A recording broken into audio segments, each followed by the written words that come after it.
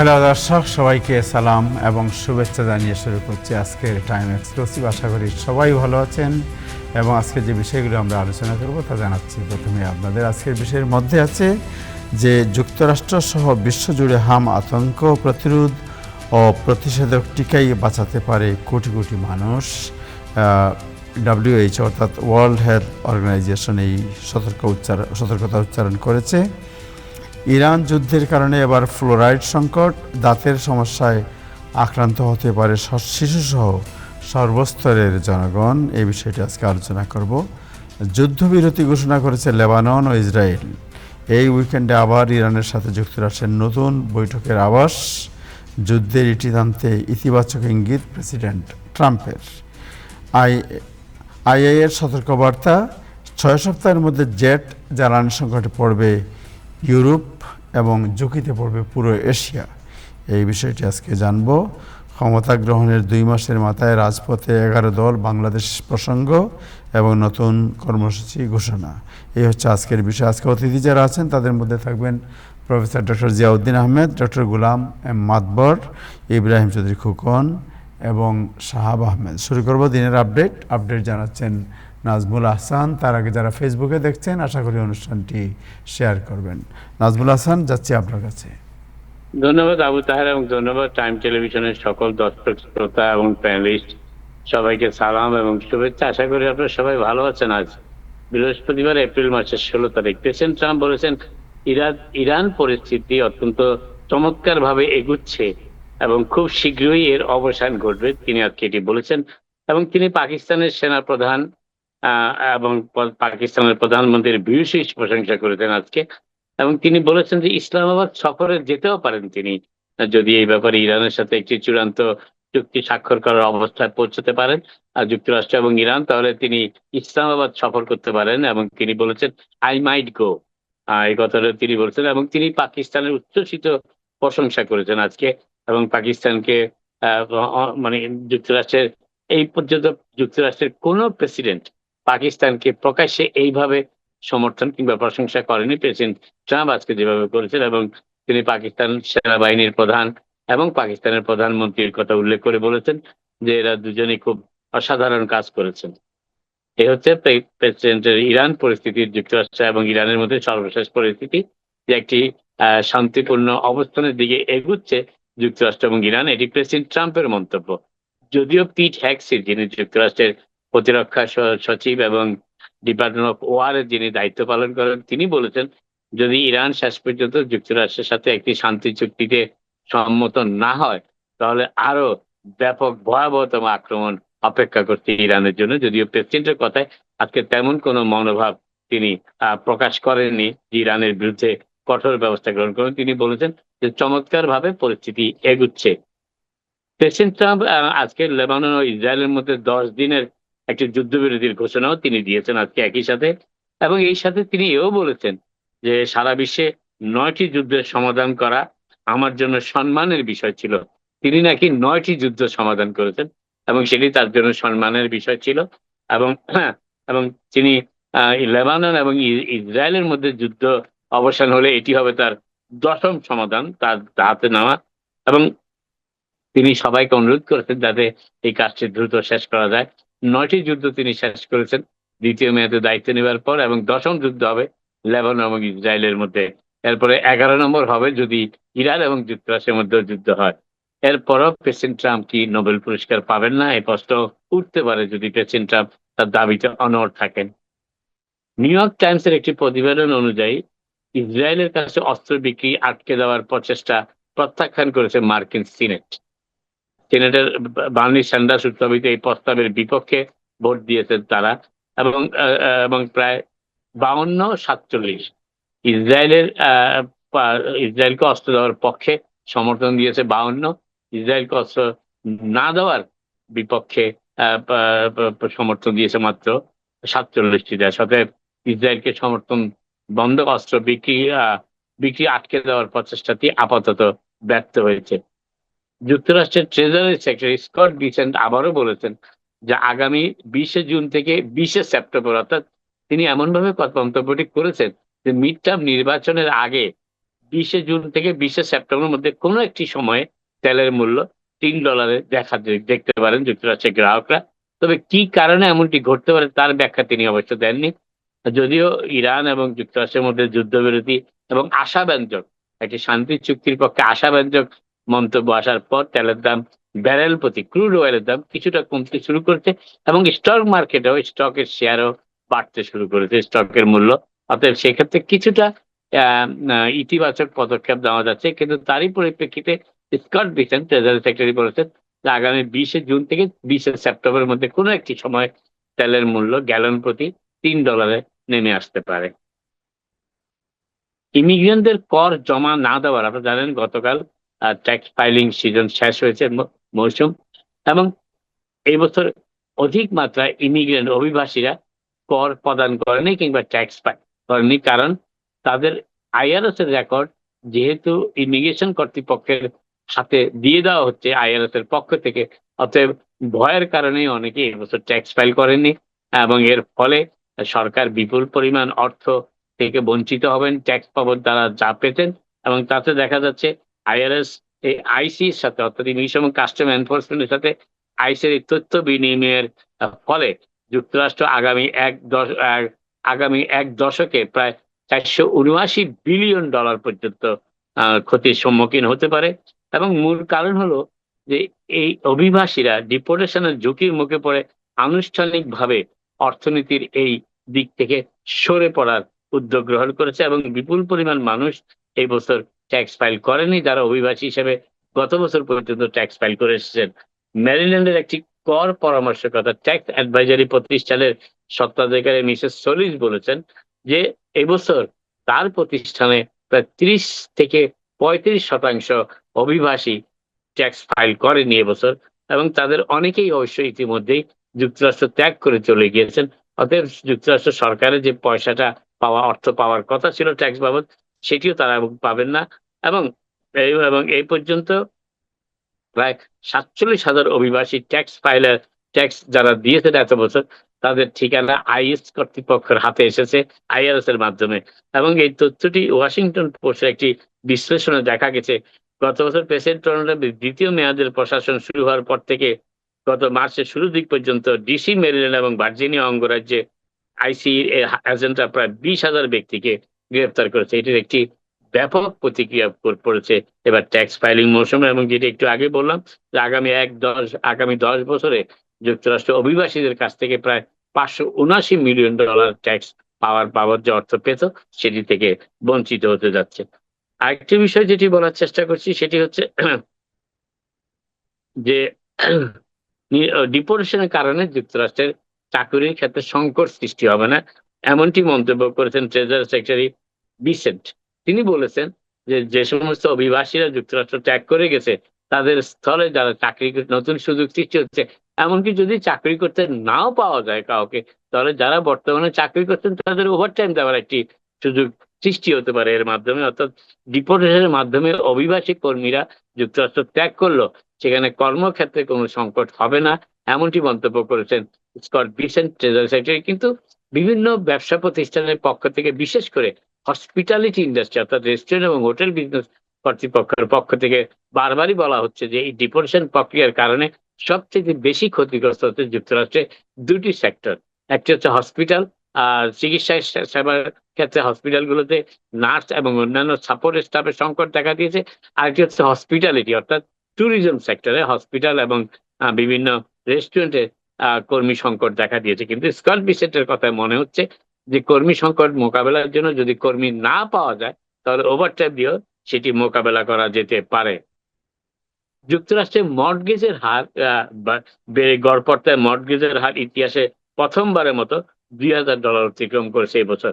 অর্থাৎ এতদিন গড়পড়তায় মর্টগেজের যে হার ছিল সেটি $2,000 নিচে ছিল, এইবারই প্রথম তার $2,000 উপরে উঠে গিয়েছে। এবং এতে দেখা যাচ্ছে যে 2021 সালের শুরুর দিকে তুলনায় বিস্ময়কর ভাবে 44% বেড়েছে মর্টগেজের হার। মানে গত 5 বছরে গড়পড়তায় যুক্তরাষ্ট্রে বাড়ির মর্টগেজের হার বেড়েছে 44%। এবং এছাড়াও বাড়ির দাম এবং সুদের হার অর্থাৎ ইন্টারেস্ট রেটের কারণে মর্টগেজের সাধারণ কিস্তির পরিমাণ বেড়ে এই $2005 $2005 গড়পড়তায় এটি পৌঁছেছে। এবং এর ফলে সাধারণ মানুষের জন্য বাড়ি কেনা বা মর্টগেজের কিস্তি পরিশোধ করা বেশ কঠিন হয়ে দাঁড়িয়েছে। এমনকি অনেক বর্তমান বাড়ির মালিকও তাদের পুরনো ও কম সুদের অর্থাৎ কম ইন্টারেস্ট রেটে যে ঋণের জালে আটকা পড়েছিলেন তা থেকে এখনো আটকিয়ে রয়েছে। অতএব তাদের মর্টগেজের হার কিন্তু বেড়ে গিয়েছে গত 5 বছরে প্রায় 44% বেড়েছে গত 5 বছরে, একটু আগে বললাম। নিউ ইয়র্ক স্টেটের প্রায় $74 মিলিয়ন হাইওয়ে গ্র্যান্ট বাতিল করার উদ্যোগ গ্রহণ করেছে ট্রাম্প প্রশাসন। তার কারণটা হচ্ছে new York state commercial driving লাইসেন্সের ক্ষেত্রে অভিবাসীদের তাদের বিভিন্ন কাগজপত্র সঠিকভাবে যাচাই বাছাই না করে তাদেরকে লাইসেন্স প্রদান করার যে প্রক্রিয়া এখনো অব্যাহত রেখেছেন, তার শাস্তি স্বরূপ ফেডারেল সরকার ট্রাম্প প্রশাসন নিউ ইয়র্ক স্টেটের জন্য যে $74 মিলিয়ন হাইওয়ে হাই উন্নয়নের জন্য বরাদ্দ রাখা হয়েছে সেটি বাতিল করার উদ্যোগ গ্রহণ করেছেন। এবং হকুল প্রশাসনের নীতিমালা ড্রাইভিং লাইসেন্স, বিশেষ করে কমার্শিয়াল ড্রাইভিং লাইসেন্স নীতিমালা প্রদানের যে কার্যক্রম বর্তমানে চালু রয়েছে তার সমালোচনা করেছেন এবং বিরোধিতাও করেছেন। সেই বিরোধিতার কারণে তারা $74 মিলিয়ন হাইওয়ে ফান্ড বাতিল করার উদ্যোগ গ্রহণ করেছে নিউ ইয়র্ক স্টেট, যেটা পাওয়ার কথা। সমগ্র যুক্তরাষ্ট্রে বিদ্যুতের মূল্য বিদ্যুতের মূল্যের দিক থেকে নিউ ইয়র্ক স্টেটের অবস্থান ষষ্ঠ। এবং কনজারভেটিভ থিঙ্ক ট্যাঙ্ক হিসেবে পরিচিত empire state for public policy এবং ইউএস এনার্জি ইনফরমেশন অ্যাডমিনিস্ট্রেশনের তথ্য উপাত্ত বিশ্লেষণ করে এটি জানা গেছে। অর্থাৎ যুক্তরাষ্ট্রের স্টেটগুলোতে যে পরিমাণ বিদ্যুতের বিল পরিশোধ করা হয়, বিদ্যুতের বিল নির্ধারিত রয়েছে, বিদ্যুতের বিলের হার সেদিক থেকে উপরের দিক থেকে ষষ্ঠ স্থানে রয়েছে নিউ ইয়র্ক স্টেট। এবং প্রতি কিলোওয়াটের মূল্য নিউ ইয়র্ক স্টেটে রেসিডেন্সিয়াল বিদ্যুতের গড় মূল্য বেড়ে প্রতি কিলোওয়াটে এখন দাঁড়িয়েছে ঘন্টায় 28.4 সেন্ট, যার জাতীয় মূল্য অর্থাৎ জাতীয় রেট যেটি সেটি তার চেয়ে 11 সেন্ট বেশি। অর্থাৎ জাতীয় রেট যেখানে 17 সেন্ট, সেখানে নিউ ইয়র্ক স্টেট এর বিদ্যুতের বিলের ঘন্টা প্রতি রেট হচ্ছে 28.4 সেন্ট। এবং বিশ্লেষণ করে জানা গেছে যে ডিসেম্বর মাসের তুলনায় বিদ্যুতের দাম 3.6% বৃদ্ধি পেয়েছে এবং গত বছরের একই সময়ের তুলনায় এই সময় তা বেড়েছে প্রায় 12%। এক বছরে নিউ ইয়র্ক স্টেটে গড়পড়তায় বিদ্যুতের বিল বেড়েছে 12%। যুক্তরাষ্ট্রের যেসব স্টেটে বিদ্যুতের দাম নিউ ইয়র্কের চেয়ে বেশি সেগুলোর মধ্যে রয়েছে ক্যালিফোর্নিয়া, হাওয়াই, মেইন, ম্যাসাচুসেটস এবং রোড আইল্যান্ড। কিন্তু আমাদের পার্শ্ববর্তী স্টেট কানেকটিকাট এবং নিউ জার্সিতে বিদ্যুতের মূল্য নিউ ইয়র্কের চাইতে ঘন্টা প্রতি তুলনামূলকভাবে কম। আরেকটি বিষয় যেটি বলার চেষ্টা করছে সেটি হচ্ছে যে গভর্নর ক্যাথি হকুল অবশ্য এই রেট কমানোর জন্য কিছু প্রক্রিয়া গ্রহণের উদ্যোগ করেছেন, কিছু আইনগত বিষয়টিও বিবেচনা করার উদ্যোগ দিয়েছেন এবং পাবলিক সার্ভিস আইন সংস্কারের কথাটি তিনি গুরুত্বের সাথে উল্লেখ করেছেন, যারা মূলত এনার্জির মূল্য কত হবে সেটি নির্ধারণ করে থাকে। আরেকটি বিষয় বলা হচ্ছে যে নিউ ইয়র্ক স্টেটের 2011 সালের জলবায়ু আইনের ব্যাপারটিও এই ক্ষেত্রে কিছুটা ভূমিকা রাখেছে এবং সেই ব্যাপারেও তারা দৃষ্টি দেবেন বলে গভর্নর হকুল জানিয়েছেন। তবে প্রাকৃতিক গ্যাস, যেটা ন্যাচারাল গ্যাস, সেটির মূল্য নিউ ইয়র্ক স্টেটে গ্যাসের দাম সামান্য কমেছে অবশ্য। তাতে দেখা যাচ্ছে ঘনফুট এখন 25 কিউবিক ফুট যেটাকে বলা হয় $16 নেমে এসেছে প্রতি কিউবিক ফুট গ্যাসের মূল্য, সেটি কিছুটা কম এবং জাতীয় গড়ের চেয়ে 15% বেশি অবস্থানে রয়েছে যদিও, কিন্তু এখনো তুলনামূলকভাবে কমেছে কত। নিউ ইয়র্ক সিটির অ্যাফোর্ডেবল হাউজিং এর ক্ষেত্রে নতুন একটি উদ্যোগের ঘোষণা দিয়েছেন কম্পট্রোলার মাইক লেভিন। তিনি বলেছেন নিউ ইয়র্ক স্টেটের পেনশন ফান্ড থেকে প্রায় $4 বিলিয়ন ব্যয় করে নিউ ইয়র্কের প্রতিটি বড়তে অ্যাফোর্ডেবল হাউজিং নির্মাণের ব্যাপারে বিনিয়োগ করা হবে, যেটি আগে অন্যান্য দেশে বিনিয়োগ করা হতো, কিন্তু এখন সেটি নিউ ইয়র্ক সিটির প্রতিটি বড়তে অ্যাফোর্ডেবল হাউজিং নির্মাণের ক্ষেত্রে সেই অর্থ বিনিয়োগ করার উদ্যোগ গ্রহণ করেছে নিউ ইয়র্ক সিটি প্রশাসন। এবং এর মাধ্যমে নিউ ইয়র্কে বাড়ি আরো সহজলভ্য, অ্যাফোর্ডেবল হাউজিং যেটাকে আমরা বলি, সেটি আরো সহজলভ্য হতে পারে। তার কারণ এতে বাড়ি নির্মিত হলে বাড়ির চাহিদা কমে আসবে এবং বাড়ির সরবরাহ বেড়ে যাবে, এতে অ্যাফোর্ডেবল বিষয়টি আরো গুরুত্ব পাবে। নিউ ইয়র্ক সিটির মেয়র আমদানি আজকে আহ, আহ, বিভিন্ন ধনাঢ্য ব্যক্তিদের কাছ থেকে অনুদান প্রাপ্তির মাধ্যমে প্রায় 20 মিলিয়ন ডলারের একটি তহবিল গঠনের ঘোষণা করেছেন new York city universal child কেয়ারের জন্য, অর্থাৎ চাইল্ড কেয়ার সেবা প্রদানের জন্য তিনি ধনাঢ্য ব্যক্তিদের অনুদান থেকে পাওয়া অর্থের মাধ্যমে 20 মিলিয়ন ডলার একটি তহবিল গঠন করার ঘোষণা দিয়েছেন আজকে। আপাতত এখানেই শেষ করি, আবার আপনাদের সাথে কথা হবে। আপনারা সবাই ভালো থাকুন। Thank you Nazmul Hasan, thank you, আপনাকে অনেক ধন্যবাদ। সো আপনি যেটা বলেন যে অ্যাফোর্ডেবল হাউজিং তো is a big crisis. So affordable housing অর্থ কি? What is the meaning? Affordable হতে সাশ্রয়, আপনি অ্যাফোর্ড করতে আই পারেন। আন্ডারস্ট্যান্ড, বাট আমাদের নিউ এটা ইয়র্কে যে আপনার বলা হচ্ছে অ্যাফোর্ডেবল। অ্যাফোর্ডেবিলিটি আপনার আয়ের উপর নির্ভর করে। যার $10,000 ইনকাম মাসে, তার জন্য এক ধরনের অ্যাফোর্ডেবল, যার $4,000 ইনকাম, তার জন্য আরেক ধরনের অ্যাফোর্ডেবল। আপনি নিউ ইয়র্ক সিটিতে যে অ্যাফোর্ডেবল হাউজিং এর নামে যত বিল্ডিং হচ্ছে, রাইট, প্রত্যেক বিল্ডিং এ অ্যাফোর্ডেবল হাউজিং এ অ্যাপ্লিকেশনের ন্যূনতম ক্রাইটেরিয়া হচ্ছে আপনার মিনিমাম ইনকাম হতে হবে 70,000 or 75,000 প্লাস। এটা তো অ্যাফোর্ডেবল না, এটা তো so that's what it is. এই জন্য আপনার প্রশ্ন করুন অ্যাফোর্ডেবল অর্থ কি আপনার? তা আমি তো সেই জন্য আপনাকে উত্তরটা সেভাবে দিলাম, অ্যাফোর্ডেবল কার জন্য।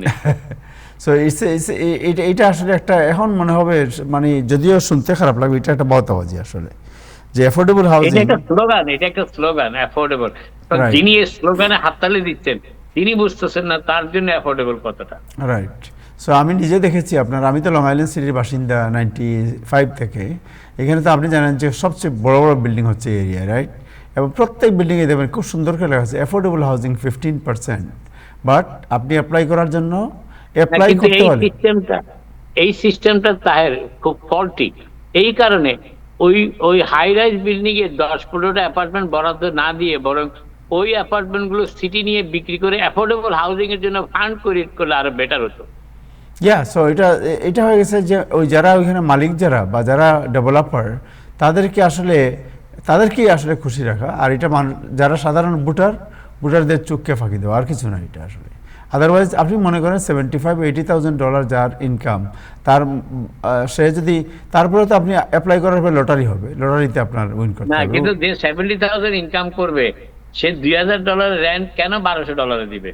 যেখানে যে বছরে $30,000 আয় করে তাকে $1,800 দিয়ে অ্যাপার্টমেন্ট থাকতে হচ্ছে। তো এটা তো একটা বৈষম্য। রাইট। সো সো আমার মনে হয় এই বিষয়টা আলোচনা হওয়া উচিত আমাদের মধ্যে, এবং পলিটিশিয়ান যারা এগুলা বলে তাদেরকে ধরা উচিত সবার কিন্তু সামনে। কেউ যে এই প্রশ্নটা করে না যে অ্যাফোর্ডেবল ফর হুম। না, আমি প্রশ্ন করেছি, আমি কয়েকবারই মামদানিকে আমি প্রশ্নটা এখন করতে পারি নাই, বিকজ উনি তো মেয়র হওয়ার পরে ওনার সাথে আমার খুব একটা দেখা হয় নাই, বা দুইবার দেখা হয়েছে, দেখা হলে ওই সুযোগ ছিল না প্রশ্ন করার। কিন্তু মেয়র এরিক অ্যাডামকে আমি কয়েকবারই প্রশ্ন করেছি, কিন্তু ওনারা ওই ঘুরিয়ে পেঁচিয়ে অন্যদিকে চলে যায়, আপনার মানে পলিটিক্যাল যেসব কথাবার্তা বলা হয়। ওনারা কর্পোরেট ইন্টারেস্ট রক্ষা করার কাজে বেশি ব্যস্ত, সাধারণ মানুষের ইন্টারেস্ট না। রাইট, ওইটাই। বাট আমি জোরান মামদানির সাথে যদি দেখা হয়, যখনই দেখা হবে আর সুযোগ হবে এই প্রশ্ন করার, আমি প্রশ্ন করবো এটা। যাই হোক, থ্যাংক ইউ সো মাচ আপনার সময়ের জন্য। যাই প্রফেসর জিয়াউদ্দিন আহমেদ আপনার কাছে জানতে চাই, আজকে ইম্পর্টেন্ট দু একটা বিষয় আছে। একটা হচ্ছে যে যুক্তরাষ্ট্র যে বিশ্বজুড়ে হাম আতঙ্ক আপনি জানেন দেখা দিয়েছে, এবং প্রতিষেধক হিসাবে ওয়ার্ল্ড হেলথ অর্গানাইজেশন বলছে যে টিকাই বাঁচাতে পারে কোটি কোটি মানুষকে।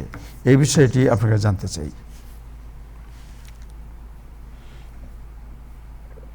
যে আপনার সাউন্ড আনমিউট করতে হবে জিয়া ভাই।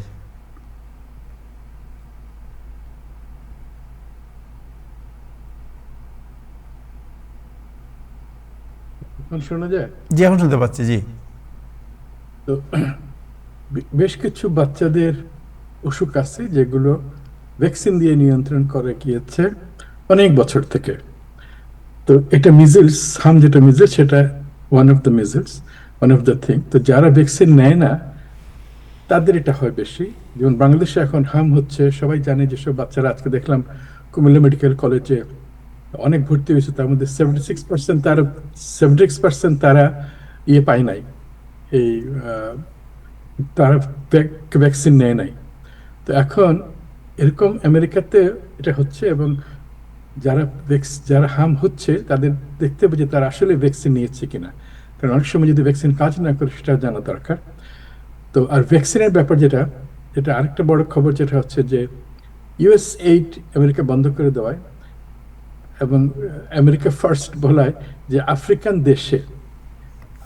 দেশে তারা ভ্যাকসিন বন্ধ করেছে, কমিয়ে দিয়েছে অনেক, এবং ইরানের যুদ্ধের জন্য সেখানে দেখা যাচ্ছে যে অনেক বছরে 2000 সাল থেকে প্রায় কত মিলিয়ন বাচ্চারা কিন্তু বেঁচেছে ভ্যাকসিনের জন্য। এবং এই ভ্যাকসিন যদি তাদের না হয় তাদের বড় বিপদ হবে। এবং সেই ভ্যাকসিনগুলো পোলিও ইরাডিকেট হয়েছে, তারপরে টিটানাস মা এবং বাচ্চারা মারা যেত, এটা মোটামুটি কন্ট্রোল হয়েছে। ম্যালেরিয়ার ভ্যাকসিন শুরু হয়েছে, আফ্রিকাতে প্রায় 500,000 মানুষ মারা যায় ম্যালেরিয়া, কিন্তু ওইটা এখন আর আফ্রিকাতে যাবে না, যেহেতু ট্রাম্প সাহেব ভ্যাকসিন ফান্ডিং বন্ধ করে দিচ্ছে। 40% অফ দ্য WHO এই প্রোগ্রামে WHO থেকে উইথড্র করে ফেলছেন ট্রাম্প। তো এগুলো আমাদের দুঃখজনক ব্যাপার। তো সেই ভ্যাকসিনটা খুব ইম্পর্টেন্ট বাচ্চাদের জন্য। এবং আমাদের দেশে কেন ভ্যাকসিন নেয়নি আমি জানি না, এটা হয়তো দেওয়ার এখনো আমাদের দেশে ভ্যাকসিন পাচ্ছে, তো হয়তো ভবিষ্যতে পাবে না। এখন এই জন্য যেগুলো করা দরকার, যেমন ভর্তি হয়েছে হাসপাতালে, সব বাচ্চারা রাখছে ক্র্যাম্প করে, মানে 10 জনের জায়গায় 40 জন বাচ্চা। তো আসলে কিন্তু হাম তো ছোঁয়াচ্ছে। তো অনেক সময় দেখা গেছে আইসোলেশনে যদি বেশি একসাথে রাখা তাহলে ওটা বাড়ে। নিয়ম হচ্ছে যাদের হাম হচ্ছে তারা যেন স্কুলে না যায়, তারা যেন আইসোলেটেড থাকে। তো অনেক জিনিস আছে যারা ভ্যাকসিন নেয় নাই, তাদের জন্য প্রিভেনশনের কিছু ক্রাইটেরিয়া আছে, ওইটা আমাদের ফলো করতে হবে। এবং হাম কিন্তু এটা একটা ভাইরাস, এটা কোনো চিকিৎসা নাই, ভাইরাল চিকিৎসা নাই। এটা যখন অ্যান্টিবায়োটিক লাগে, যদি নিউমোনিয়া হয় বা মেনিনজাইটিস হয়, তখন অ্যান্টিবায়োটিক কাজ হয়তো করে, কিন্তু মোস্টলি ডিহাইড্রেশনে মারা যায়, ডায়রিয়া মারা যায়, জ্বরে মারা যায়। এগুলো কিন্তু ট্রিটমেন্ট করা অত ডিফিকাল্ট না যদি প্রথম বাচ্চারা হাসপাতালে বা ডাক্তারের কাছে যায়। হাসপাতালে যাওয়া থেকে এখন যে অবস্থা, যে ডাক্তার দিকে যাওয়া দরকার আর কি। তো আর কোনো প্রশ্ন আছে? না, আমি জানতে চাই যে এই যে আপনার হাম, যেটা আপনি বলেন যে বাচ্চাদের কথা বলেন, বড়দের কি হাম হয় না? বড়দের হয়, যে বাচ্চাদের 30 বছরের উপরে যাদের হাম হয় বড়দের, তাদেরও নিউমোনিয়া হতে পারে। আর বাচ্চাদের তো 5 বছরের নিচে তারা খুব বেশি ভালনারেবল। এই জন্য জন্মের পর থেকে 2টা হামের টিকা দিয়ে প্রিভেনশন করে, এবং সোফার এটা ভালোই যাচ্ছিল। এখন আউটব্রেকটা কেন হলো? একটা জিনিস আছে যে ভাইটামিন এ যদি কমে যায়, এখন যাদের হাম হয়েছে তাদেরকে 2টা ভাইটামিন এ ক্যাপসুল দিতে হয়, কারণ ভাইটামিন এ ইমিউনিটি বাড়ায়। দেখা গেছে যে ভাইটামিন এ দিলে হামের যে প্রকোপটা, হামের যে এফেক্ট এটা কম হয়। দেখো, ট্রিটমেন্ট হচ্ছে হাইড্রেশন, ভাইটামিন এ দেওয়া, আর যদি কারো ইনফেকশন হয়, নিউমোনিয়া হয়, তখন অ্যান্টিবায়োটিক দেওয়া। কিন্তু মোস্ট ইম্পর্টেন্ট হচ্ছে যে ছড়ানো। এই ছড়ানোটা বোঝা দরকার, যে কাশি দিয়ে, স্নিজিং দিয়ে এগুলো ছড়ায়। এত বেশি ইনফেকশাস যে যদি কারোর বাচ্চার হয়, সেটা অন্য কোনো বাচ্চার কাছে না যায়, স্কুলে যাওয়া বন্ধ করে। কারণ আমাদের যেহেতু ভ্যাকসিন বা নিচ্ছে না, তাদেরকে ওই কোভিডের মতো ডিস্টেন্স মেনটেন করতে হবে, মাস্ক পরতে হবে। সো যাদের এই যে যুক্তরাষ্ট্রে, ধরেন আমাদের কমিউনিটিতে যাদের বাচ্চাদের বা যাদের বড় যারা কেউ যদি আক্রান্ত হয় আপনার, তাহলে আমি তো জানি আপনি বললেন যে চিকিৎসা নেই, বাট একটু কমফোর্টের জন্য কী ধরনের জিনিস ব্যবহার করা উচিত, বা কোনো ওষুধ আছে কিনা? হ্যাঁ, কমফোর্টের জন্য তো প্রথমে বললাম যে জ্বর হবে, গলাতে বা ব্যথা হতে পারে, র্যাশ আসবে। তো ওগুলোর জন্য সিমটোমেটিক হাইড্রেশন খুব ইম্পর্টেন্ট। অনেকে খাইতে পারে না, যেহেতু অসুবিধা হয়, তাতে ডিহাইড্রেশন হয়ে যায়।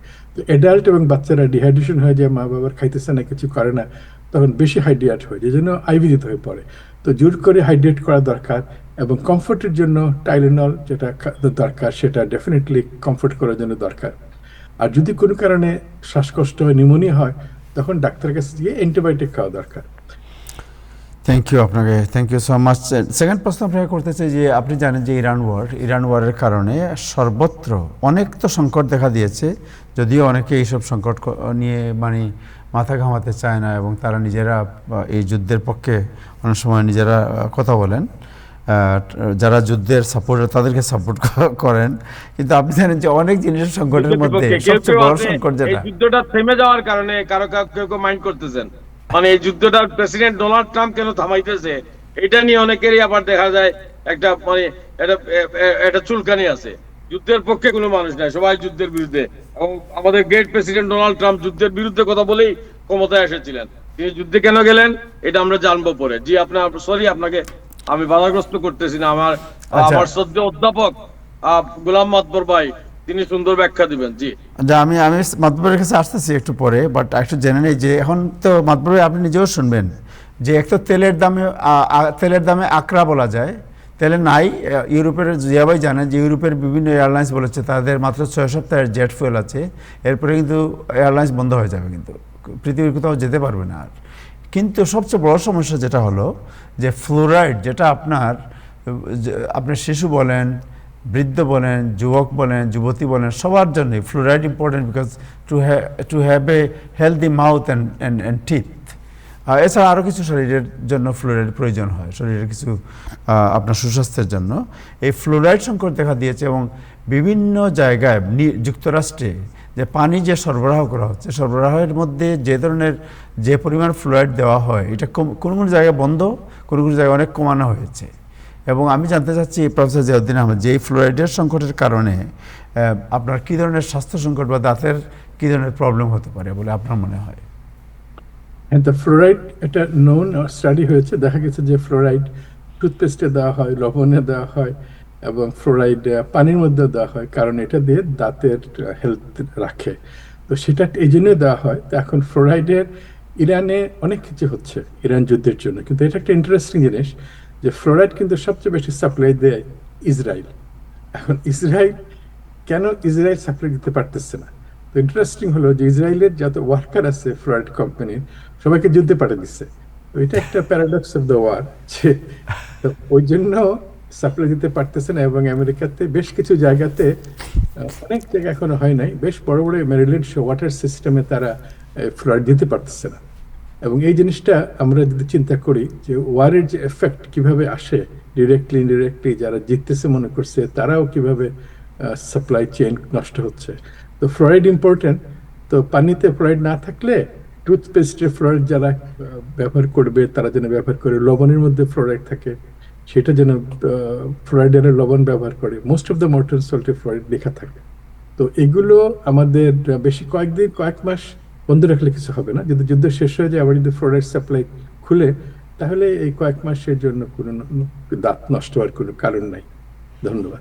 বাট যদি তারপরেও যদি কিছু সংকট দেখা দেয়, তাহলে কি যে এই যুদ্ধের সূচনা করেছে বা যার কারণে এই প্রবলেম শুরু হয়েছে, তার বিরুদ্ধে মামলা করার কোনো বিধান আমরা করতে পারি? আপনার এটা কখন বলতে পারে ভালো, কারণ ইন্টারন্যাশনাল আইনগুলো মামলা টামলা উচিত করা, তা না হলে তো শিক্ষা হবে না। কিন্তু যে লোকের কারণে এই প্রবলেম, কোটি কোটি মানুষের বাচ্চাদের এই প্রবলেম, তার বিরুদ্ধে তাকে মানে অ্যাকাউন্টেবল করা উচিত, যে you are accountable for this.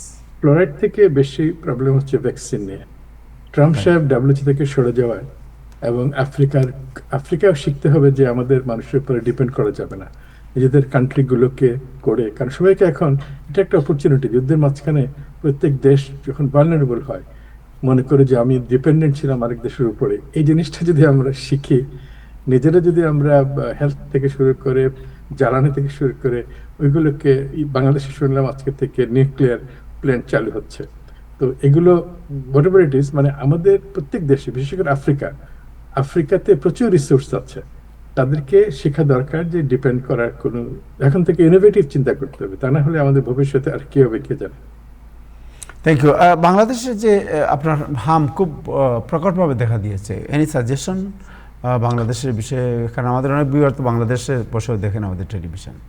Suggestion হচ্ছে যে বাচ্চারা ছোট ছোট, তো ওদের যদি ডায়রিয়া হয়, ছোট্ট এক কাপ ডায়রিয়া হলে কিন্তু ওরা প্রচুর ডিহাইড্রেশন, তোমার আমার 2 লিটারের সমান। তো অনেক সময় মামারও খেয়াল করে না, বাচ্চা ডায়রিয়া হয়েছে কিন্তু বাচ্চারা খাচ্ছে না, তো এই যে ডিহাইড্রেশনে মারা যায়। তো হাম তো ওইভাবে মারে না, কিন্তু হাম থেকে যখন সেকেন্ডারি ইনফেকশন, লাংসে নিউমোনিয়া হয়ে যায়, শ্বাসকষ্ট নিতে, তখন অক্সিজেন দরকার, অ্যান্টিবায়োটিক দরকার। তো বেশি দেরি হলে ওই বাঁচানো সম্ভব না। যদিও বাংলাদেশে বেশি ডেথ এখনো হয় নাই, অনেক প্রায় 800-র মতো হাম ধরা পড়েছে বাংলাদেশে, হয়তো 60 জন মারা গেছে। কিন্তু তাদের জানতে হবে যে প্রিভেনশন করা, যেন ক্রাউডের মধ্যে বাচ্চার নাকে দিয়ে চোখ লাল হয়েছে, নাক দিয়ে সর্দি আসতেছে, রাশ হয়েছে, তাদেরকে যেন আলাদা করে রাখে বড়দের কাছ থেকে, এটা প্রিভেনশন। আর সেকেন্ড হচ্ছে তাদের হাইড্রেশন যদি জোর করে খাওয়াতে হবে, তাহলে হাসপাতাল ভর্তির অত স্যালাইন কিভাবে দেবে? তো যদিও হাসপাতালগুলো চেষ্টা করতেছে, আর ক্রাউডেড জায়গার জন্য আরো বেশি স্প্রেড হবে, এটা অনেকে বোঝা দরকার, এটা বেশি ইম্পর্টেন্ট। থ্যাংক ইউ আপনাকে। আমি জানি আপনার 9:30 একটা প্রোগ্রাম আছে। Thank you. ভাইটামিন এ খাওয়া দরকার সব বাচ্চাদের এখন। জি। Thank you so much, thank you. আমি সরি, মাপ চাচ্ছি মাতাব্বর ভাই, আমাকে যেতে হবে আরেকটা মিটিং। জি, very nice to see you Riya ভাই, অনেকদিন পরে দেখলাম, খুব ভালো লাগলো।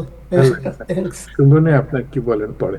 জি, ঠিক থ্যাংক আছে। ইউ ডক্টর জিয়াউদ্দিন আহমেদ, আপনাকে অনেক ধন্যবাদ। আমি প্রফেসর গোলাম মাতবর আপনার কাছে যাওয়ার আগে একটু ইব্রাহিম চৌধুরী খোকন সাহেবকে একটু প্রশ্ন করতে চাই যে এই যে সব কিছু সংকটের হোতা যিনি বা যে সব সংকটের যিনি কারণ, এর মধ্যে যে ফ্লোরাইড সমস্যা যেটা, এটা তো মারাত্মক। এটা আমি মনে করি it is very severe problem. আপনি একটু আগে বলছেন আমাকে যে কে আমেরিকায় খেতে পাচ্ছে না, সবাই খেতে পারতেছে, খাবার নষ্ট করতেছে, কোনো অভাব নেই আমাদের মধ্যে। বাট এটা আপনার মধ্যে- সব ধন্যবাদ, আপনার প্রশ্ন আমি বুঝছি। প্রশ্নটা হলো যত দোষী ক্যাস্টোরি, আমেরিকার প্রেসিডেন্ট ডোনাল্ড ট্রাম্প একজন ব্যক্তি। এই ব্যক্তির যে কোনো কাজকর্মকে আপনি সমালোচনা করবেন। যখন একটা দেশ এবং একটা জাতি যুদ্ধে গেছে, এবং আমাদের দেশের প্রেসিডেন্টকে, প্রেসিডেন্ট ডোনাল্ড ট্রাম্প, আপনারও প্রেসিডেন্ট, আমারও প্রেসিডেন্ট, এখানে রিপাবলিকান ডেমোক্রেট নাই। আমরা প্রেসিডেন্টের সমালোচনা করব, তার অ্যাকশনের সমালোচনা করব, কিন্তু এই যুদ্ধের সময়ে আপনার ওই পিঠের চুলকানি বেমারের ওষুধের দাম বেড়ে গেছে, ফ্লোরাইডের দাম বেড়ে গেছে। এই যুদ্ধের সময় কি আপনাদের ফ্রিতে জমজমের পানি খাওয়াবে? যুদ্ধ মানেই আমাকে স্যাক্রিফাইস করতে হবে। আমার যে সেনাবাহিনীর যে সদস্যটা মারা গেছে, সে রক্ত দিয়া আমেরিকার পতাকাকে উড্ডীন করার চেষ্টা করতেছে। যুদ্ধ যদি ভুল হয়, এর জবাব এই দেশের মানুষ প্রেসিডেন্টের কাছ থেকে নিবে, যারা যুদ্ধের ঘোষণা দিচ্ছে তারা নিবে। কিন্তু এই মুহূর্তে this country is in the war. যেই মুহূর্তে আমাদের ভাই মারা যাইতেছে, আপনি এখন কইতেছেন যে আমার পিঠের চুলকানি, দাঁতের ব্যথা, এগুলোর ওষুধ বাইরে গেছে। এগুলো তো বাড়বেই, এগুলো বাড়বেই। যুদ্ধের জন্য সমস্ত জাতি স্যাক্রিফাইস দেয়, সারা পৃথিবী জুড়ে মানুষ স্যাক্রিফাইস করতেছে। আর আপনি আমেরিকার প্রেসিডেন্ট, আমেরিকার তো আমরা স্যাক্রিফাইস করার জন্য প্রস্তুত, আমাদের উপর যাবে। হ্যাঁ, আমরা এই যুদ্ধে, এই জনপ্রিয় যুদ্ধে আমাদের প্রেসিডেন্ট নিয়ে যাওয়া উচিত হয় নাই, এসব নিয়ে আমরা কথা বলবো, আগামী ভোটে তার জবাব দিব। কিন্তু এখন আপনি দেখবেন যে আজকে যে প্রেসিডেন্টের উদ্যোগে আবার যুদ্ধ বন্ধ হয়ে যেতেছে, কিছু মানুষ বড়ই নাখোশ। এটা প্রেসিডেন্ট ডোনাল্ড ট্রাম্প বন্ধের জন্য কেন বন্ধ হয়ে যাইতেছে? এই নাখোশ বান্দারা কারা? মানে এরা প্রেসিডেন্ট ডোনাল্ড ট্রাম্প যুদ্ধ করলেও এরা মাইন্ড করে, যুদ্ধ বন্ধ করলেও মাইন্ড করে। What N irony! সকাল থেকে উঠে ট্রাম্পের বিরুদ্ধে কিভাবে, এই যে এই মাতবর ভাই দেখবেন বলবেন একাডেমিক্যালি একটা পলিসির বিরুদ্ধে কথা বলা, এটা অন্য জিনিস। আর কোন অন্য মানুষ, কিছু মানুষ আছে সকাল থেকে, আমি নাম বলতেছি না, উঠেই ট্রাম্পের বিরুদ্ধে কোন কোন জায়গায় নিউজ আছে, এগুলা ক্লিপ মানে জমাইতে এটা যে সন্ধ্যা 9টার সময় এসে আপনার টাইম টেলিভিশন এটা বলবে, এটা সারা দিনের গবেষণার কাজ। এটা গবেষণার দরকার নাই। সারা পৃথিবীতে যারা ক্ষমতায় যায়, যখনই যে যুদ্ধে গেছে, যুদ্ধ কখনোই জনপ্রিয় না, যুদ্ধ একটা অজনপ্রিয় কাজ। এই যুদ্ধকে জাস্টিফাই করানো প্রেসিডেন্টের জন্য কঠিন হবে, কিন্তু এইটা জনগণ এটার জবাব নেবে। জি, ধন্যবাদ আবু তাহের সাহেব। সো আপনি কি মনে করেন যে ফ্লোরাইড, যে এটা কি গবেষণা করা হয়েছে? আমি গবেষণা করছি বা আমরা গবেষণা করে বাইর করছি? আমি তো আগেই বললাম, এই যুদ্ধ ফ্লোরাইড কেন? আপনি বলবেন যে আমার পিঠের চুলকানির ওষুধের দামও বাইরে গেছে, বাড়বে। এটা স্বাভাবিক, এটা যুদ্ধের কোলাটেরাল। গ্যাসের দাম বাড়তেছে, সাপ্লাই চেইন বাড়তেছে। আপনারা কয়েকদিন কান্দাইলেন যে ডিমের দাম, ডিমের যে মুরগি, তো anyway, thank you so much, ডিম বাড়বে না। Thank you we are ready to face it. Thank you. আমরা এটা ফেস করে, আপনাকে ধন্যবাদ। আমেরিকার লোকজনের এই শক্তিমত্তা আছে যে এটাকে উত্তরণ করতে পারবে। We believe that. Thank you. Professor Golam Matbar, আপনার কাছে যাচ্ছি এখন। যে উনি তো অনেক কথা বললেন ইব্রাহিম চৌধুরী খোকন সাহেব, বাট আমি ছোট্ট জিনিসটা এই জন্য বললাম, এটা কিন্তু কোনো সিন্ডিকেটেড কলামিস্টের রিপোর্ট না, এটা হলো এপি নিউজ, অ্যাসোসিয়েট প্রেস। আপনি জানেন যে সারা ওয়ার্ল্ডের নাম্বার 1 নিউজ অর্গানাইজেশন, তাদের রিপোর্ট। আমি হেডিংটা বলে দিই, আপনার হেডিংটা বললে বুঝবেন, যেটা আমরা বানাই নাই নিউজটা। This is the headline: Iran war has some US water utilities facing a fluoride shortage. এটা কিন্তু আমাদের ব্যাপারে, দিস ইজ এপি নিউজ, আমি দেখাচ্ছি এপির নিউজ এখানে আছে। হ্যাঁ, সো এটা এমন না যে ওয়ার বিরোধী অথবা ট্রাম্প বিরোধী অথবা যুক্তরাষ্ট্র বিরোধী কারো কাজ, এটা এপির নিউজ। কারণ এপির বিরুদ্ধে যদি ট্রাম্প সাহেব মনে করেন যে এটা রাষ্ট্রদ্রোহিতা, তাহলে উনি এপির বিরুদ্ধে অ্যাকশন নিক, আমাদের কোনো আপত্তি নেই, আমরা আলোচনা করার রাইট আছে আমাদের।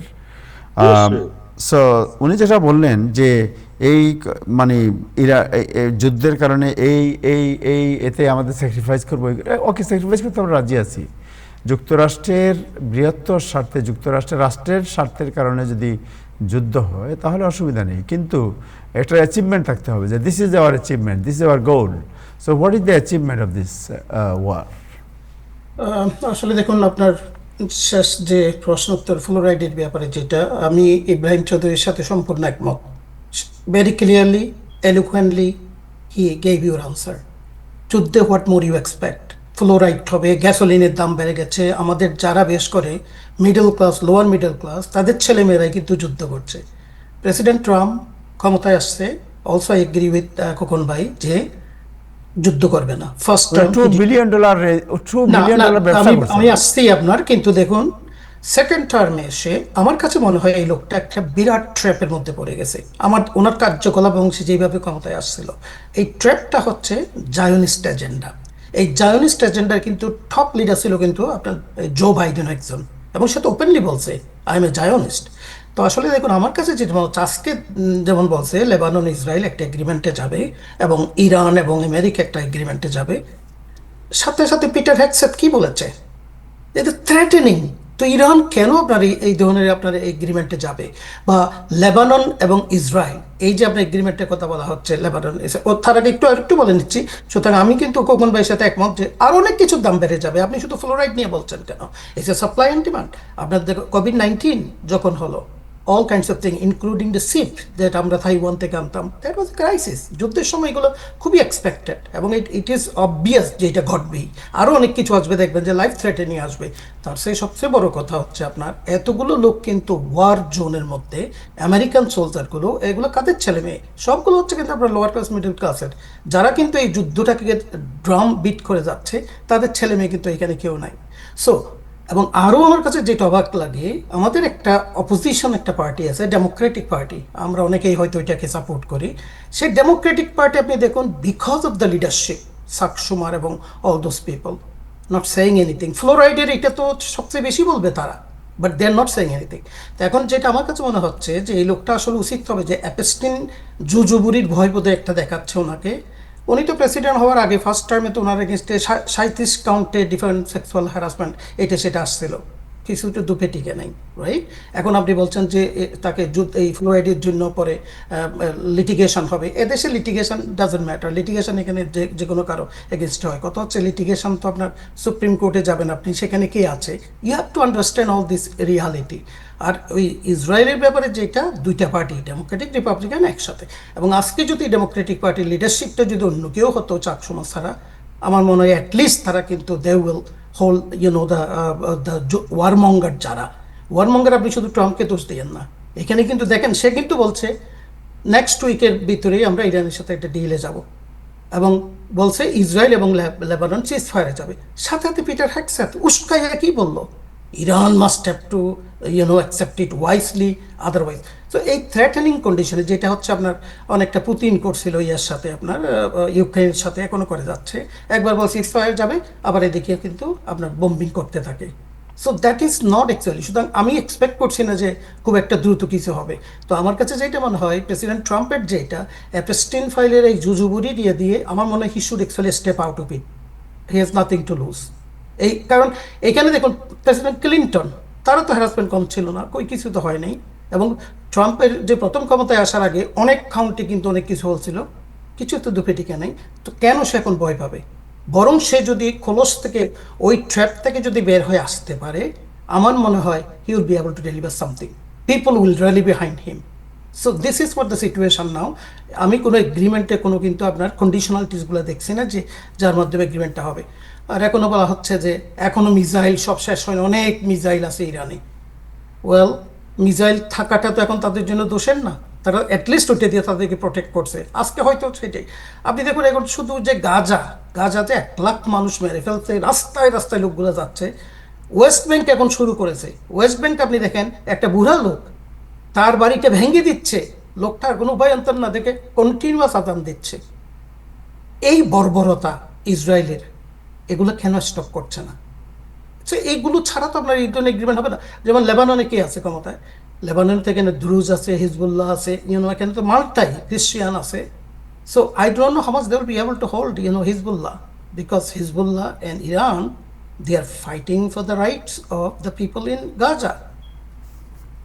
So this is for the situation. So I do not know. Yes, আপনি ফ্লোরাইড কেন, আর অনেক ধরনের সমস্যা আসবে, যেটা খোকন ভাই বলেছেন, যেটা ইট হ্যাজ টু হ্যাপেন। যুদ্ধের সময় আপনি হোয়াট মোর ইউ এক্সপেক্ট? আজকে আমি গাড়ির তেল ভরতে গিয়ে দেখি যে $4 সামথিং। সো সমস্ত আপনার দুষ্টা পাইয়া সে কালকেই এখানে সুনান্য হল বসাইয়া দিবে। It is war started, it will not stop tomorrow. আমরা we have to be ready for sacrifice. আমাদের আত্মোৎসর্গের জন্য, আত্মত্যাগের জন্য প্রস্তুত থাকতে হবে এবং ক্রমাগত দাবি জানাতে হবে যে আমরা কিভাবে এই ম্যাচ থেকে বেরিয়ে আসতে পারি। আমাদের জন্য যুদ্ধে আর নিয়ে যাওয়া না হয়। আমাদের বাইডেনের যুদ্ধ নিয়ে গেছে, আমাদের বুশ যুদ্ধ নিয়ে গেছে, আমাদের একই নীতিতে শাসন পরিচালনা করছে আমরা বরাক ওবামা। আমরা তো কোনো সময় ফেরেস্তার সময় ছিলাম না। আমরা সব দুষ্ট চক্রের মধ্যে আমাদের সাধারণ মানুষেরা হাজার উচ্চারিত হয়। একজনই মানুষ আছে যে ওইসব ঘুর পেছে না গিয়ে যা সত্য তা স্পষ্টভাবে বলবে, হি ইজ ডোনাল্ড ট্রাম্প। সুতরাং তার মাধ্যমেই একটা সমাধান আসবে, আমি এটা আশা করি। আফগানিস্তান শেষ করে দিল, কত ট্রিলিয়ন খরচ করলো।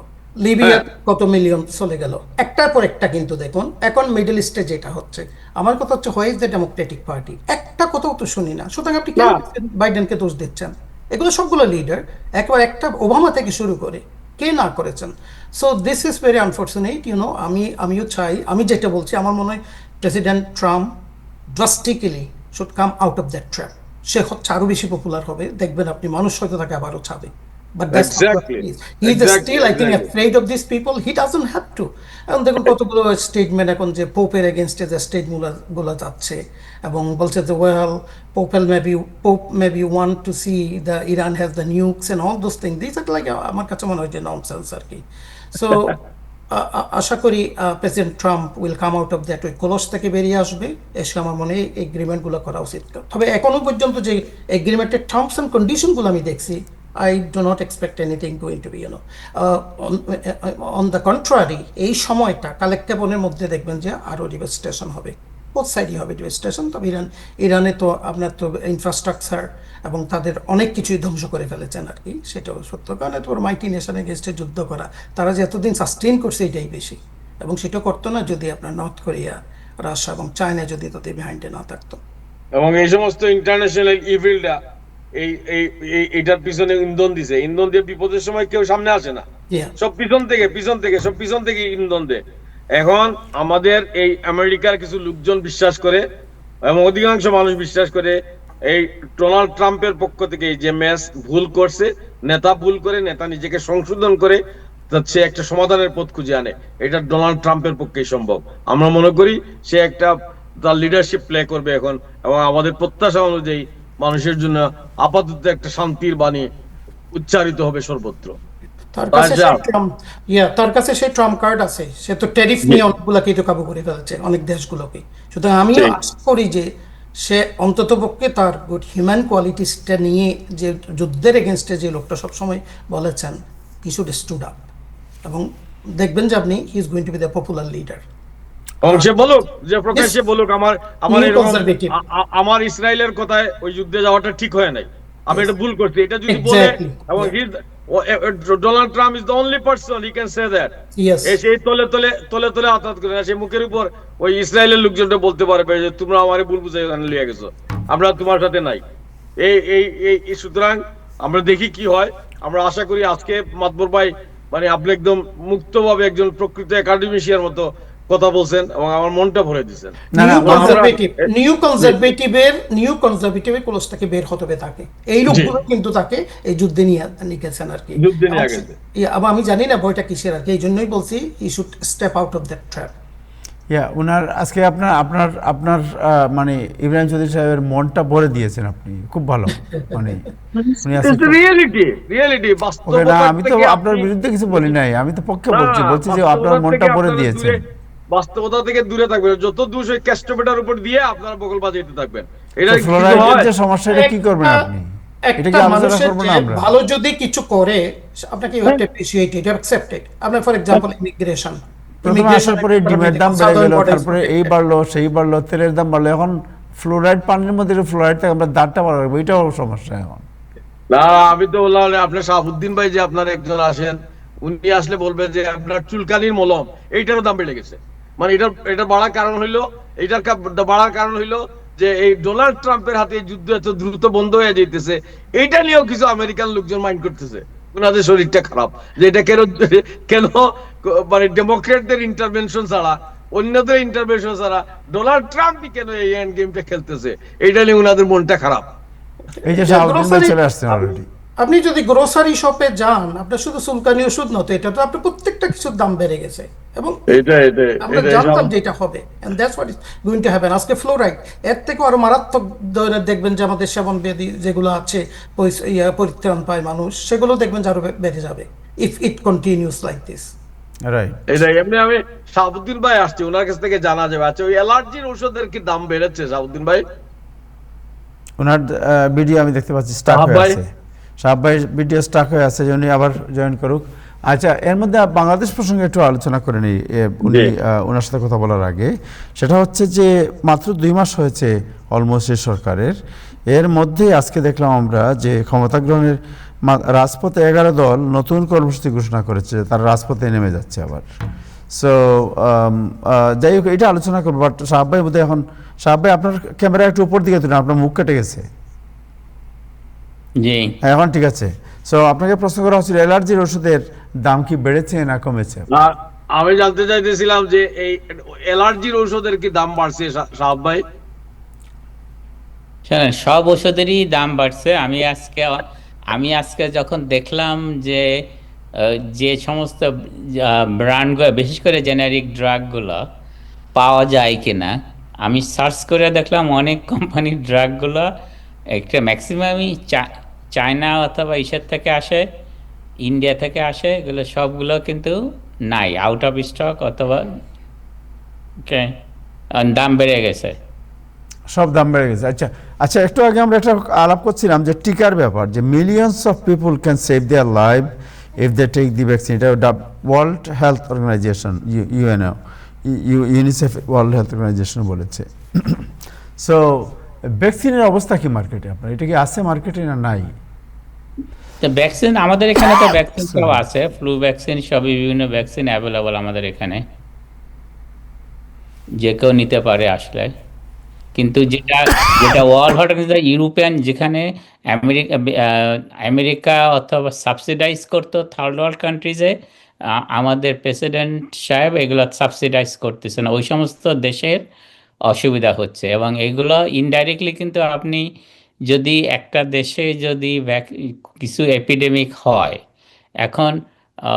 এখন মাল্টি ন্যাশনাল যাই বলেন, সবাই কিন্তু সব জায়গায় ঘুরে বেড়ায়। এই যে যারা আপনার হজে যায়, উমরা করতে যায়, এখানে বিভিন্ন দেশ থেকে, হান্ড্রেডস অফ কান্ট্রি থেকে আসতেছে, বিভিন্ন এলাকা থেকে।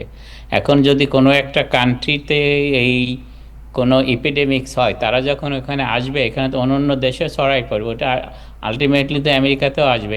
এই জিনিসটা আমাদের প্রেসিডেন্ট সাহেবের মাথায়, ওনার যে অ্যাডমিনিস্ট্রেশন, তারা বুঝে না যে আমি যদি নিজে একা, সেটা হলে তো আপনাকে ওয়ালের ভিতর থাকতে হবে, আমি এখান থেকে আর বেরোবো না, সেটা তো সম্ভব না। আপনি তো বিভিন্ন জায়গায় ঘুরতেছেন, এখান থেকে আপনি আক্রমণ হতে পারেন, সেই জিনিসটাই ওনাদের প্রবলেম। রাইট। সো যারাই আপনার এখন আছে, মানে ইভেন এই যে আপনার হাম এখন খুব বেশি দেখা দিচ্ছে, রাইট? হামের ভ্যাকসিন কি আপনাদের অ্যাভেলেবল আছে আপনাদের এখানে? আমাদের এখানে অ্যাভেলেবল আছে, কিন্তু আমাদের এখানে, বিশেষ করে এই দেশে কিছু কিছু রিলিজিয়াস বিলিভের কারণে অনেকে এই MMR ভ্যাকসিন, মিজেলস ভ্যাকসিনগুলো নেয় না। বিশেষ করে আমাদের বলতে গেলে কিছু কিছু অর্থোডক্স ইহুদি ভাইরা, ইহুদির ফ্যামিলি আছে, তারা কিন্তু এই ভ্যাকসিনটা নিতে চায় না। আপনি দেখবেন প্রায় কিছু কিছু এলাকা, নিউ ইয়র্কে, আপস্টেটে কিছু কিছু জায়গায় প্রায় হামের আক্রমণ হয়। তা এখনও কিছু কিছু কনজারভেটিভ ফ্যামিলি আছে, তারা এই সমস্ত টিকা নিতে চায় না। সেই জন্যই একটা স্কুলে যখন যায়, তখন অন্য বাচ্চারা তো আক্রান্ত হয়, যেটা বাংলাদেশে যাদের বাচ্চা আছে তাদের সবারই এই হামের টিকা সম্পর্কে, হাম তো হ্যাঁ, এটা তো কম্পালসারি ছিল। এখন অনেকে রিলিজিয়াস ক্ষেত্রে অনেকে নেয় না, সেই কারণেই তখন অন্যান্য বাচ্চারাও আক্রান্ত হয়। সো আমরা যেটা বুঝলাম, এখন সব জিনিসের দাম বেড়েছে, সব ওষুধের দামও বেড়েছে। আচ্ছা, লাস্ট একটা কোশ্চেন করতে চাই। আমি আজকে একটু আগে বিজয় থেকে গেলাম, ওই যে অ্যাসপারাগাস যেখানে 399 499, এখন হলো 799 আমি কিনলাম। কি জিনিস? গত সপ্তাহে এটা ছিল না, এটা সাধারণত মেক্সিকো থেকে আসে। কি জিনিস বললেন? অ্যাসপারাগাস একটা ইসের মতো, আমাদের কি বলে, কচুরলতির মতো। আচ্ছা আচ্ছা, ও অ্যাসপারাগাস, রাইট। সো এটা এখন এটা এখন তো যারা বিলিয়নিয়ার, যিনি 2 বছরে $1 বিলিয়ন কামিয়েছেন, তার জন্য তো এগুলো পিনাট, কিছুই না। এটা এখন আপনার গায়ে লাগবে, আমাদের গায়ে লাগবে, আপনাদের সাধারণ মানুষ বা নিম্ন আয়ের মানুষ যারা, তারা লাগবে। যারা নিউ জার্সিতে ট্রাম্পের সাপোর্টার আছে তাদের গায়ে হয়তো লাগবে না, because their income is very high income. না, ইনকাম লাগে না। আমরা নিউ জার্সির লোকজন ব্যাকইয়ার্ডে স্পারাগাস চাষ করে ওইটা উঠাই খায়। তো এটা এরা কষ্ট করে ফলন ফলায় এবং নিজেরা চাষ করে খায়। সুতরাং ওই স্পারাগাস আমাদের ব্যাকইয়ার্ডে আমরা চাষ করি। বেকিয়ারে সারা বছর তো আর চাষ করেন না ভাই, আপনি তো চাষ করেন। চাষ করে এটা মজুদ রাখতে পারি। সুতরাং এই সংকটকালীন সময়ের জন্য আপনি এই 2 মাসের চাষ করে সারা বছর চলবে। আমার গত বছরের সিম এখনো আছে। সুতরাং এই পরিশ্রমী আমেরিকানরা, আপনি নিজে একা একা খাচ্ছেন, তাহলে এটা আপনার যদি এতই জনতা বিলি করেন সব জায়গায়। এখনো আমার গত বছরের ওই যে মানে লাউ আছে, এখনো গত বছরের সিম আছে। তো পরিশ্রমী লোকজন যারা, তারা কাজ করে বিপদের জন্য সঞ্চয় করে। এই বিপদ হচ্ছে যুদ্ধ বিগ্রহ হতে পারে, নানান ঘটনা ঘটতে পারে। সুতরাং আমরা আগামী দিনের জন্য সঞ্চয় রাখি। এই আচ্ছা, আসি বাংলাদেশ প্রসঙ্গে আসি। ভাই একটা সংক্ষেপে জানতে চাই, যে টিকা বললেন যেটা, এটা কি সব ইন্স্যুরেন্স এটা কভার করতেছে? যাদের ইন্স্যুরেন্স আছে সবাই কভার করার কথা। নিউ ইয়র্ক স্টেটে এটা কম্পালসারি, মানে আমেরিকাতে একটা যাদের ইন্স্যুরেন্স আছে এটা কম্পালসারি যে কভার করবে। আর যাদের ইন্স্যুরেন্স নাই, নিউ ইয়র্ক স্টেটে অনেক জায়গা অনেক পিডিয়াট্রিশিয়ানের কাছে তারা ফ্রি পায়, তারা ওই সাপ্লাই থেকে তারা এগুলো অ্যাডমিনিস্ট্রেট করতে পারে। ওকে, সো ইন্স্যুরেন্স কভার করবে। আপনার অ্যাপয়েন্টমেন্ট, ডাক্তারের কোনো অ্যাপয়েন্টমেন্ট লাগবে না 18 পর্যন্ত। যারা বিভিন্ন অনেক পিডিয়াট্রিশিয়ান, অনেক ডাক্তার যারা পিডিয়াট্রিক পেশেন্ট দেখে, তারা ফেডারেল গভর্নমেন্ট অথবা নিউ ইয়র্ক স্টেটের একটা প্রোগ্রামের মাধ্যমে এই ভ্যাকসিনগুলো ফ্রি পায় বাচ্চাদের জন্য 18 বছরের নিচে। এবং অনেক কিছু ফার্মেসিও এটার সাথে সংযুক্ত আছে। আমরা করি নেই এখনো, কিন্তু আপনাদের কাছে কি ওয়াকিং পেশেন্ট আসতে পারে ভ্যাকসিনের জন্য? হ্যাঁ, যে কোনো সময় আসতে পারে। জি, বাট প্রেসক্রিপশন লাগবে না? না, ভ্যাকসিনের জন্য প্রেসক্রিপশন লাগে না। Alright, thank you so much. এগুলোর জন্য আজকাল লাগে না এগুলো। আপনার ফোন নাম্বারটা একটু বলে দেন সবাইকে, একটু যদি কেউ দিতে চায় এরকম। এখন তো 718-392-8049 718-392-8049। দর্শক, আপনারা যারা, আপনাদের কারোর প্রয়োজন হলে আপনারা এই নাম্বারে ফোন করে অ্যাপয়েন্টমেন্ট করে আসতে পারেন। থ্যাংক ইউ সাহাব ভাই, আপনাকে অনেক ধন্যবাদ। Thank you so much. আমরা যাই একটু বাংলাদেশ প্রসঙ্গে আলোচনা করি। যে একটু আগে যেটা বলছিলাম, যে ক্ষমতা গ্রহণের মাত্র 2 মাসের মাথায় আজকে 11 দল বৈঠক করেছে এবং তারা রাজপথে নেমে যাচ্ছে। এটা কি আপনারা মনে করেন না যে এটা পলিটিক্যালি ভেরি ডেঞ্জারাস মানে সিচুয়েশনে তারা যাচ্ছে? যে একটি নতুন সরকার আসছে, তারা জাস্ট শুরু করেছে, এর মধ্যে আপনারা রাজপথের হুমকি দিচ্ছেন, রাজপথে নেমে যাচ্ছেন আপনারা। আমি শুরু করি, মাতবর ভাই অভিজ্ঞ বর্ণনা দিবেন। প্রথম কথা হচ্ছে যে, শুনেন, গণতন্ত্র সবসময় ঝুঁকিপূর্ণ। গণতন্ত্র খুব একটা সহজ আর সরল ব্যবস্থা না।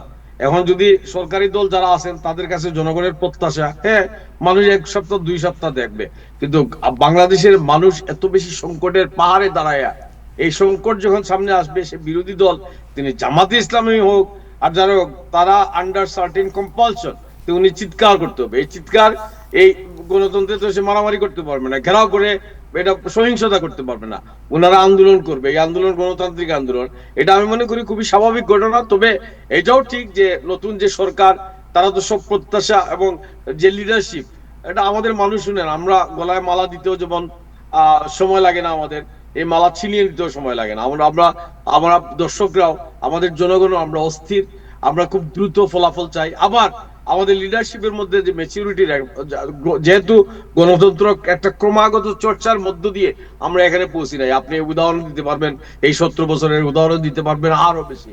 কিন্তু আমরা একটা গণতান্ত্রিক ধারাবাহিক রাজনৈতিক চর্চার মধ্য দিয়ে আমাদের আজকে এখানে উপস্থিত হয় নাই। সুতরাং আমাদের সরকারি দলে যে সমস্ত নেতারা আছেন, তারা একই আমলাতান্ত্রিক ব্যবস্থায়, সেই 72-এ যারা শাসন করেছে এখনো তাই, সেই পুরোনা বোতল, একই বোতল ব্যবহার হইতেছে। সুতরাং এরা ওই একই মেশিনারিজ দিয়ে কাজ করে কতদিনে ফলাফল আনবেন, এটা মানে বুঝতেও তো আপনার সময় লাগার কথা না। খুব একটা নাটকীয় বৈপ্লবিক পরিবর্তন দেশের হয়ে যাবে, মানুষের আশা আকাঙ্ক্ষা দূর হয়ে যাবে, এটা যদি আমরা এখান থেকে প্রত্যাশা করি, এটা খুব বেশি প্রত্যাশা করা হয়ে যাবে। আবার তাইলে এই প্রত্যাশার সামনে দাঁড়িয়ে একটা গণতান্ত্রিক পরিবেশ, এখন এই পরিবেশে কি করবে বিরোধী দল, সেটা জামাত হোক, এনসিপি হোক, 11 দল হোক আর 14 দল হোক, তো তারা কি করবে? তাদের আন্দোলন ছাড়া বিকল্প কিছু নাই। জনগণের কথা যদি তারা সঠিকভাবে বলতে না পারে, জনগণের আকাঙ্ক্ষা নিয়ে তীব্র কথাবার্তা যদি তীব্রতর করতে না পারে, তারাও দ্রুত জনপ্রিয়তা হারাবে। এবং এই ফাঁকে আপনার অপারেটিভরা তো বসে নাই, বিদেশের অপারেটিভরা আছে, আওয়ামী লীগ গত পেতে বসে আছে। সুতরাং বাংলাদেশের রাজনীতি একটা জটিল রেখার মধ্য দিয়ে যাচ্ছে এবং আমি মনে করি আগামীতে এটা আরো জটিলতর হবে। আমরা আশা করব যে গণতান্ত্রিক চর্চা, বিরোধী দল, সরকারি দল, এই প্রক্রিয়ার মধ্য দিয়ে বাদ প্রতিবাদ, গ্রহণ বর্জন, এইসবের মধ্য দিয়ে একটা চর্চা অব্যাহত থাকুক, অন্তত গণতন্ত্রটা চালু থাকুক। Thank you. জি, গোলাম মাতবর ভাই। আসলে অনেকটা খোকন ভাই বলে ফেলছেন অনেক কিছু, তো আমি কিছু অ্যাড করবো ওনার সাথে আর কি। মানুষ স্বাভাবিকভাবেই কিন্তু 17 বছর পরে একটা অথরাইটেরিয়ান ডিক্টেটোরিয়াল গভর্নমেন্টের যা করেছেন, মানুষ কিন্তু স্বাভাবিকভাবেই কিন্তু একেবারে ভীষণভাবে কিন্তু এটা নিয়ে কিন্তু আপনার ডিমোরালাইজ ছিল। সুতরাং নতুন পার্টি যখন ক্ষমতায় আসছে, democratically election, whatever the election that we have, people's expectation automatically and very spontaneously স্বাভাবিকভাবে মানুষের প্রত্যাশাটা কিন্তু বেড়ে যায়। কিন্তু আমার কাছে কেমন যেন মনে হয় মর্নিং শোজ দ্য ডে, আমরা সবসময় বলি আর কি, লিডারশিপ কখন বা একটু টাচ করেছেন আর কি, আমি যেটা মেইন পয়েন্টে ফোকাস করবো, লিডারশিপ ম্যাটার্স। আসলে দেখুন, আমরা কিন্তু we are paying a big price because of the symbolic leadership within last 35 years. A symbolic leadership cannot actually resolve the issue. You cannot compromise. আমি দেখুন, আমার কিছু পড়াশোনা করতে হয় লিডারশিপের উপর, কারণ আমি পিএইচডি লেভেলে লিডারশিপের উপর পড়াই, থিওরি এবং সব কিছু আমাকে দেখতে হয়। তো লিডারশিপের কি person you never ever compromise. আপনি সংসদে আপনি কি দেখেন, জেসার পলিটিক্স বলতেছে অনেকে, প্রাইম মিনিস্টার চুপ করে বসে থাকেন, মুস্কি হাসেন, হ্যাঁ, অন্য 3-4 জন কিন্তু উঠে কথা বলতেছেন ওনার পক্ষ হয়ে। সো আমরা তো জানি যে আসলে যোগ্যতা কি অবস্থা আছে আর কি। তো এখন তার এই যে উইকনেসটা কিন্তু এই যে অন্য যেগুলো আছে তারা কিন্তু এটা ইউটিলাইজ করছে। আলটিমেটলি কিন্তু এই পার্টি কিন্তু ক্ষমতা আসার পর থেকে এটা হচ্ছে তাদের সবচেয়ে বড় সমস্যা। আচ্ছা, আর সবচেয়ে আরেকটা যেটা প্রবলেম, কিছু সাসপিশন এবং মানুষের কিছু কিন্তু আপনার তাদের প্রতি কিন্তু মানুষের কিছু কষ্ট আছে।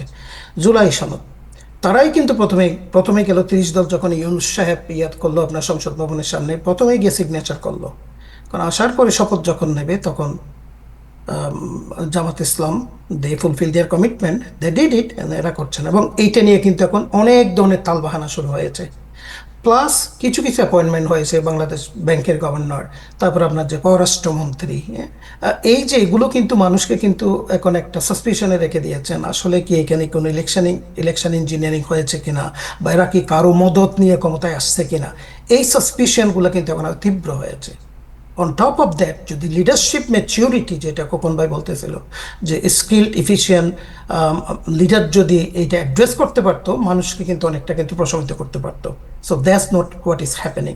বাংলাদেশের অবস্থা কিন্তু আরও ভবিষ্যতে আরও সমস্যার দিকে যাচ্ছে এখন, বিশেষ করে আপনার Myanmar crisis. This is becoming আমি জানি না বাংলাদেশের বলির পাটার মতো হবে কিনা, that is another thing, right? Because leadership, I don't know how they are going to handle it, and the guy who is the পররাষ্ট্রমন্ত্রী, তার সম্পর্কে কিন্তু অনেক কথা আমরা শুনছি। So this is what is the situation now. বাংলাদেশে আরও ইকোনমি কিন্তু এখন is going to be very affected. আপনার কোভিড-19 সময় supply chain totally disrupted. Exactly কোন ভাই যেটা বলতেছিল, আপনার যে যুদ্ধের জন্য স্বাভাবিকভাবে সব কিছু ডিসরাপ্টেড হয়েছে। ইসরায়েল ফ্লোরাইড বললো একটু আগে, আমাদের জিয়া ভাই বলে গেলেন। তো Israel is not going to be able to export it at this point because they are in crisis as well. So this is all these things actually, if you factor, morning shows the day, I do not know how far they are going to be able to, because they need a strong leadership. এবং আমার কাছে মনে হয় prime minister should be the vocal, prime minister should speak up for the people, not like 2-3 জন যে একদম সবসময় কিন্তু আপনার বলে যাচ্ছেন তার পক্ষ হয়ে, বিকজ হয়তো at the end of the day he doesn't agree with this. কিন্তু যদি স্কিল এফিশিয়েন্ট লিডার হয়, he is going to stop it, and he said that no, let me address it. But in a state, আমি আমার কাছে যেটা দেখা যাচ্ছে যে এইটা কিন্তু বিভিন্ন জনের কাছে চলে গেছে অনেকগুলো। জি, thank you so much, thank you জনাব Golam Matbar, thank you Ibrahim Chowdhury Khokon. But একটা ব্রেকিং নিউজ এখন আছে যে acting ICE director says he plans to resign in May. Acting ICE director হচ্ছেন আপনার টড লিয়ন্স। সো আমি যদি জাস্ট নিউজটা পড়ে শোনাই, Todd Lyons said he would leave to to spend more time with his family. He has spoken with a surge of threats against ICE officer, saying that he knew the reality firsthand. That means ডাল মে কুছ কালা হ্যায়। উনি ওই যে campaign শুরু করেছিলেন তারা anti immigrant campaign, এই ক্যাম্পেইনের যে ভয়াবহতা তারা দেখেছেন, এই ভয়াবহতা এবং দুজন আমেরিকানকে আপনার গুলি করে হত্যা করা, এইসব বিষয় নিয়ে যে কন্ট্রোভার্সি, আমার মনে হচ্ছে কালকে ডিটেলস আমরা আলোচনা করবো যে এই কন্ট্রোভার্সির কারণে শেষ পর্যন্ত তাকে বাধ্য হয়েছেন তিনি পদত্যাগ করতে। এবং আপনারা জানেন যে যেখানেই আইস যাচ্ছে সেখানেই সাধারণ মানুষ রাস্তায় বেরিয়ে আসছে তাদের প্রতিরোধ করার জন্য। এই যে অবস্থা, ওনারাও তো মানুষ, যদিও সরকারের আইন প্রয়োগে তারা বাধ্য, বাট তারাও তো মানুষ। যখন তারা একজন লোককে ডিপোর্ট করতে ঘরে ঢুকে এবং তার বাচ্চারা যখন হাউমাউ করে কান্নাকাটি করে, তার স্ত্রী যখন তার পায়ে পড়ে বলে যে আমার স্বামীকে নিয়ে যাও না, রাইট, তারাও মানুষ, বাট তাদের কিছু করার থাকে না। আমার মনে হয় এই সিচুয়েশন আসলে শেক করে দিয়েছে পুরো এজেন্সিকে, এবং কালকে এই বিষয়টি আমরা ডিটেলস আলোচনা করব। Thank you Ibrahim Chowdhury Khokon, thank you professor Golam M Matbor, আপনাকে অনেক ধন্যবাদ। Thank you so much. দর্শক, আজকে পর্যন্তই, আগামীকাল আবার দেখা হবে। সবাই ভালো থাকবেন। খুদা হাফিজ। Bangladesh association of Florida, USA এবং নেপা হোলসেল প্রেজেন্স 30তম